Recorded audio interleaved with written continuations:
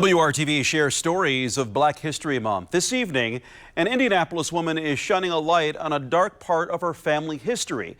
Her distant relative helped create the very device that would end his life. It was a pitch black space, and you would see a light. When Latonya Collier was a sophomore at Martin University, she says a recurring image appeared in her dreams. I didn't know who it was. It was a picture of a man. She had no idea why he kept appearing to her as she slept. During her time at Martin University, Latonya was studying criminal justice and had aspirations to become a lawyer. So my sophomore year, I was writing papers left and right. Then I ran out of ideas. She needed an idea for a thesis project and kept coming up blank. A visit to her great-aunt Mildred did the trick. She said, "Why don't you write about your great-great-grandpa? He was the first black man in the state of Indiana to be executed by the electric chair, and he actually helped build that chair." I was like, "What?" I said, "How do you build a chair and then get executed in it?" She said, "Do the research." Challenge accepted. And I went to the state library and I went through the photos. It was his picture. I was about to pass out. It was the image of the man who appeared to Latonya in her sleep, Robert Collier, her great-great-grandfather. Robert Collier is described as strong-willed and hot-tempered, with a long rap sheet and only an 8th grade education.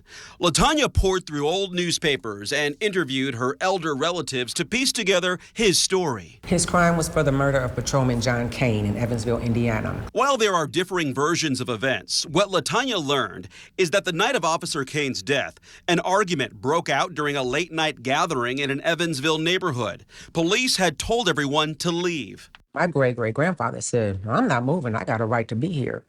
And Kane told him, "You're going to move or I'm going to move you." And his exact words were, "Do it and die." Kane hit him with a billy club and knocked him down. Great-great-grandpa got back up, shot him, and took off running. Collier pleaded guilty in June of 1914 and was sentenced to death. He was moved to a state prison in Michigan City.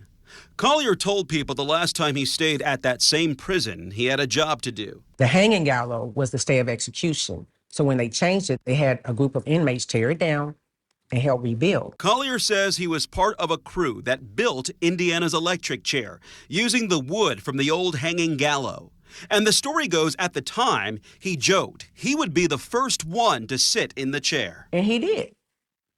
Not knowing that was going to be the last place you sit. Robert Collier was 34 when he died October 16th, 1914. Right before the execution, when the reporter asked him, you have any words you want to say? He said, "Yeah, I don't want anybody to follow my footsteps. They need to get an education." A scholar herself, delving into this chapter of her family's history became a passion project for Latonya. She documented her first visit to see the chair on display at the Indiana Department of Correction Museum in Newcastle. Any words, Mama? Latonya compiled this binder with notes, letters, newspaper articles, and pictures. Anything she could find about her great-great-grandfather, including his death certificate.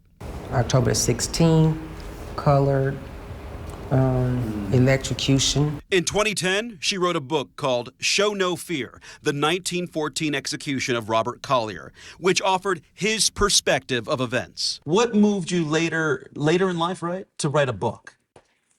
His story, it's like he wanted it to be told. Nobody listened to him back then. A man with a story that Latonya feels he urged her to share by visiting her in her sleep. Some people don't believe in that. I do. Just because your ancestors go don't mean they're not going to try to communicate, and that's his way of communicating. Robert Collier may have only had an 8th grade education, but he may have been proud to know that his great-great-granddaughter's granddaughter is now the youngest in the family to graduate from high school at 16 years old. Meantime, Latonya is returning to Evansville this spring to put a headstone on Collier's grave.